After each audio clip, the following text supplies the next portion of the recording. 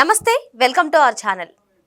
ఆంధ్రప్రదేశ్లో గత ప్రభుత్వ హయాంలో ఏదైతే లిక్కర్ స్కామ్ జరిగిందో అది ఢిల్లీలో జరిగినటువంటి లిక్కర్ స్కామ్ కన్నా అతి పెద్దదైన అని చెప్పి లావు శ్రీకృష్ణదేవరాయలు పార్లమెంట్లో ప్రస్తావించడం జరిగింది. మరి నిజంగానే అంత పెద్ద కుంభకోణం ఆంధ్రప్రదేశ్లో జరిగిందా?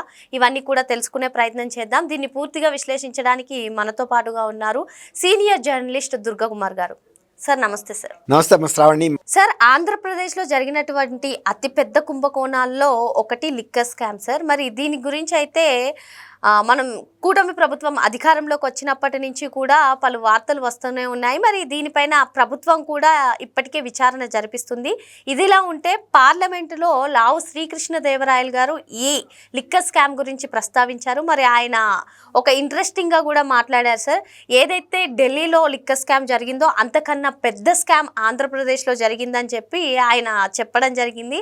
అదేవిధంగా కొన్ని కీలక వ్యాఖ్యలు కూడా చేశారు. మరి మీరేమంటారు సార్ ఈ అంశం పైన?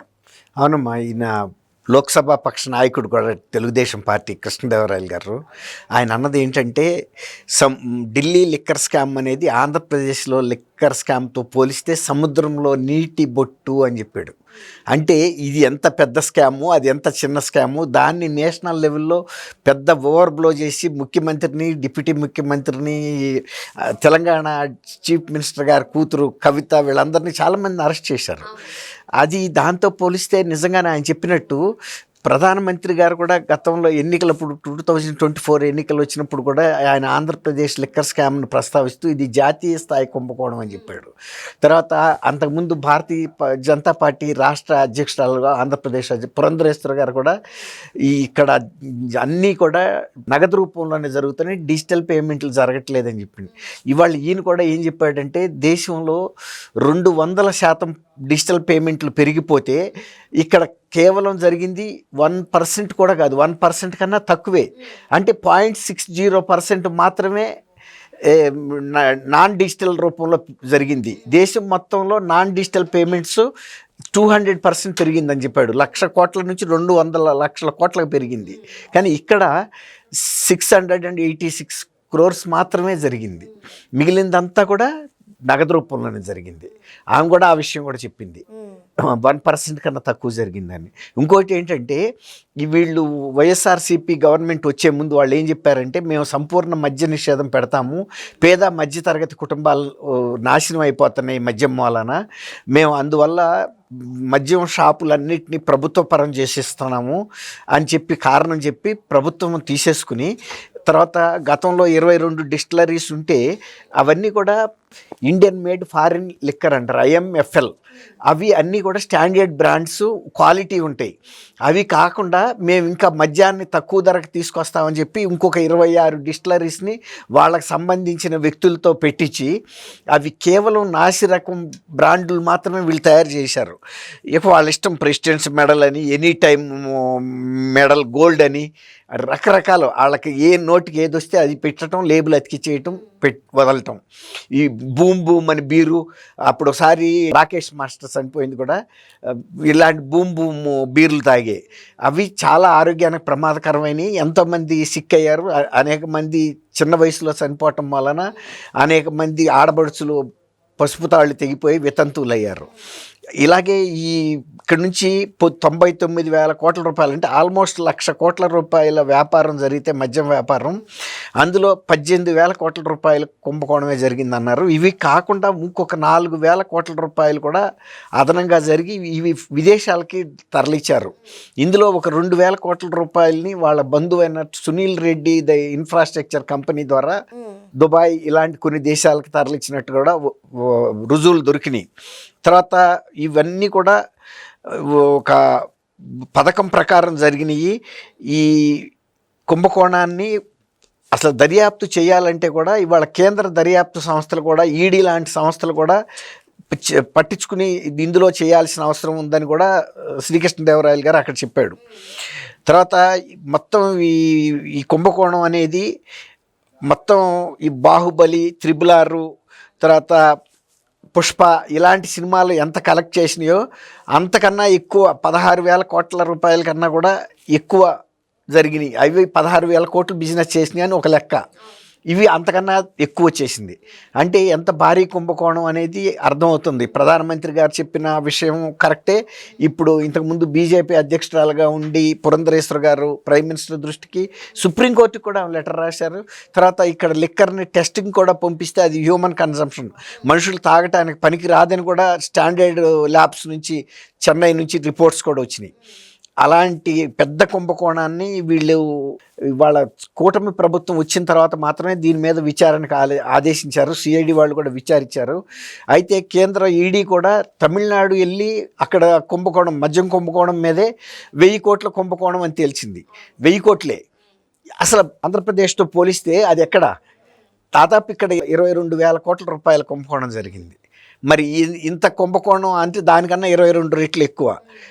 అట్లాగే ఢిల్లీతో పోలిస్తే ఆయన అన్నట్టు సముద్రంలో నీటి బట్టే ఢిల్లీది, అది కేవలం 100 కోట్లు అని చెప్తున్నారు. అది ఓన్లీ ఆక్షన్కి సంబంధించి, రీటైల్ షాప్స్కి సంబంధించి. ఇక్కడ వీళ్ళు మొత్తం ప్రభుత్వ ఆధీనంలోకి తీసుకురావటమే కాకుండా డిస్టిలరీస్ కూడా వీళ్ళ ఆధీనంలోనే ఉంచి అక్కడి నుంచి చాలా చీప్ రేట్కి స్టేట్ బేవరేజెస్ కార్పొరేషన్ ద్వారా కొని వీళ్ళు ఇష్టం వచ్చిన రేటుకి అమ్మారు. ఎక్కడా కూడా వాటికి సంబంధించిన లెక్కాపత్రం కూడా లేకుండా చాలా జాగ్రత్త పడ్డారు. ఇట్లాంటి కుంభకోణాన్ని ఇప్పుడు బయటికి తీయాలంటే కేంద్ర సంస్థలు కూడా ఇందులో సహకరించాలి. సార్, ఆయన ఇంకొక ఇంట్రెస్టింగ్గా చెప్పారు, ఇది అంతా కూడా మన మూవీకి ఏ విధంగా అయితే pre production, post production works లా చేస్తామో అలాగే ఈ స్కామ్ జరిగింది అన్నారు. సార్ ఏంటి సార్ అసలు ఈ స్కామ్ అనేది? వాళ్ళు ఫస్ట్ అధికారంలోకి వచ్చేటప్పటికే ఈ మద్యం మీద చాలా లెక్కతో వచ్చారు వాళ్ళు, అంటే ఒక అంచనాతో వచ్చారు. తెలుగుదేశం ప్రభుత్వం అనేది ఈ డబ్బు మీద దృష్టి లేదు వాళ్ళకి. ఏదైనా కూడా బేవరేజెస్ కార్పొరేషన్లో మంచి లిక్కర్ సప్లై చేయాలి, తర్వాత రీటైలర్ కొనుక్కునేవాడు కూడా తృప్తిగా తాగాలి. ఇప్పుడు చెబుతున్నారు ఆ మాట. 2019 నుంచి 24 వరకు తాగింది పిచ్చి సారా తాగాము, మాకు డబ్బులు ఎక్కువ పోయినాయి, మాకు సరైన తృప్తి కూడా లేదు, ఇవాళ మంచి లిక్కర్ అయితే దొరుకుతుందని చెప్పారు. అయితే వీళ్ళు ఫస్ట్ ప్రొడక్షన్ అంటే అధికారంలోకి వస్తున్నప్పుడే ఒక ఖచ్చితమైన అంచనాతో వచ్చారు. లిక్కర్ బిజినెస్ని మనం ప్రభుత్వ పరం చేసేసుకోవాలి, అంతే తప్ప వాటిని ప్రైవేట్ షాపులకి పెట్టి బేవరేజెస్ కార్పొరేషన్ ద్వారా హ్యాండ్లింగ్ ఛార్జ్ తీసుకోవటం కాదు, అలాగే మంచి డిస్టిలరీస్ నుంచి మంచి లిక్కర్ని తీసుకోవటం కాదు. మనమే డిస్టిలరీ ప్రొడక్షన్ చేయాలి, మనమే దాన్ని డిస్ట్రిబ్యూట్ చేయాలి బేవరేజెస్ కార్పొరేషన్ ద్వారా. వాళ్ళకేమో ఎక్కువ చెల్లించాలి, అక్కడ నుంచి గవర్నమెంట్కి కిక్ బ్యాక్స్ వస్తాయి. మళ్ళీ ఇక్కడ రేటు పెంచుతారు, ఇక్కడ కిక్ బ్యాక్స్ వస్తాయి బేవరేజ్ కార్పొరేషన్ ద్వారా. మళ్ళీ రిటైలర్ దగ్గరికి వెళ్ళి అమ్మేటప్పటికి ఇంకా ఎక్కువ రేటుకి అమ్ముతారు. అది ఎంత రేటుకి అమ్మింది కూడా జనాలకు అసలు ఎక్కడ లెక్క తెలియకుండా ఉంటుందన్నమాట. ఒక మామూలు పిచ్చి బ్రాండ్ కూడా $200 పైన కూడా అమ్మారు వాళ్ళు ఆ రోజుల్లో. దాని వల్లనే చాలామంది వాళ్ళ ఉండవల్లి అరుణ్ కుమార్ లాంటి, జగన్మోహన్ రెడ్డి శ్రేయోభిలాషులు, తర్వాత కాసు అతని పేరు మహేష్ రెడ్డి, వీళ్ళందరూ కూడా చెప్పారు మా లిక్కర్ విధానమే మమ్మల్ని ప్రభుత్వంలో ఓడిపోయేలాగా చేసిందని.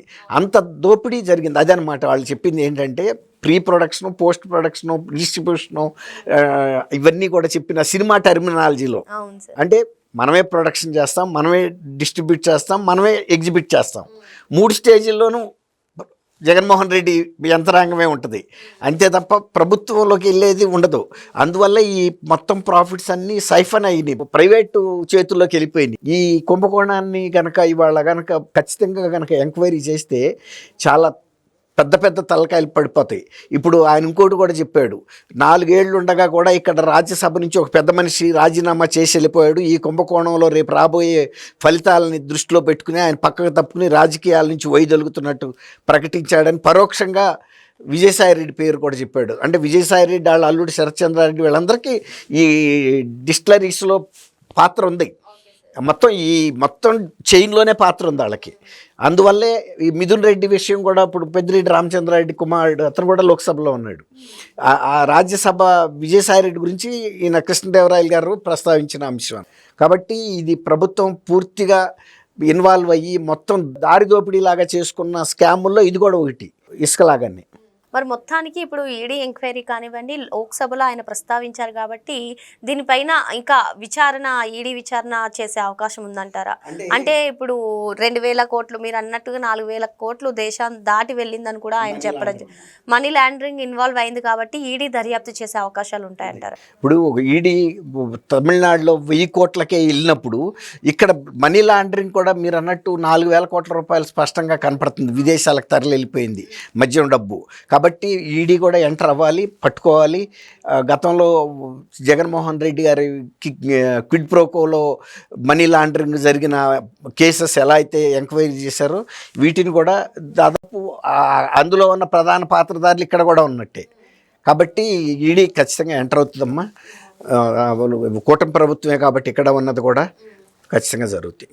మరి మొత్తానికి లిక్కర్ స్కామ్లో ఎవరైతే ఉన్నారో వారందరికీ కూడా కఠిన శిక్షలు తప్పవని చెప్పి సార్ చెప్తున్నారు. Thank you sir. Thank you అమ్మా శ్రావణి, మన వీక్షకులు కూడా సార్.